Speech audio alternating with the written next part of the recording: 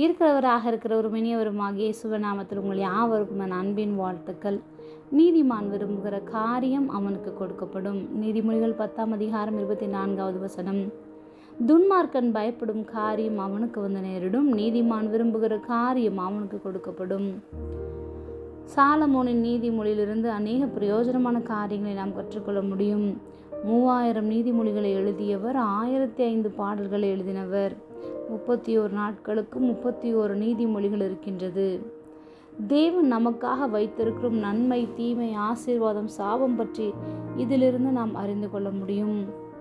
துன்மார்க்கன் தவறான காரியங்களை சிந்திப்பதினாலும் செய்வதாலும் ஏற்படுகின்ற பயம் என்னவென்றால், பாவம் செய்துவிட்டு அதற்கான தண்டனை நமக்கு வந்துவிடுமோ என்ற பயந்து கொண்டே இருப்பான்.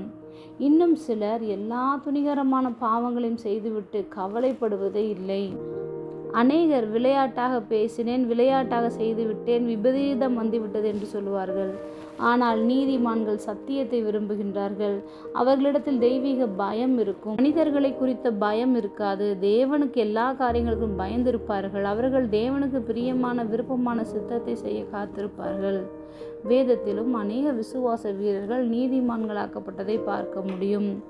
யோபு நீதிமான், உத்தமன், சன்மார்க்கனும் தேவனுக்கு பயந்து எல்லா பொல்லாப்புக்கும் விலகுகிறவனுமாயிருந்தான். இது எங்கே ஆரம்பிக்கின்றது? மனுஷனுடைய இருதயம்தான். அவனுடைய வழியை ஒவ்வொரு நாளும் யோசித்து கொண்டே இருக்கும்.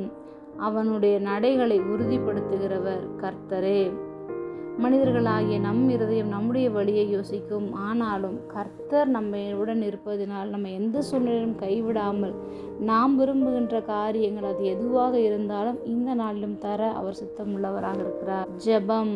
அன்பின் பரம தகப்பனே, எப்பொழுதும் எங்களோடு கூட இருக்கிறவராகவே இருக்கிறவரே, நீதிமான் விரும்புகிற காரியம் அவனுக்கு கொடுக்கப்படும் என்ற வாக்குத்தத்தத்தை நாங்கள் பிடித்துக் கொள்கிறோம். இயேசுவின் நாமத்தில் பிதாவே, ஆமென்.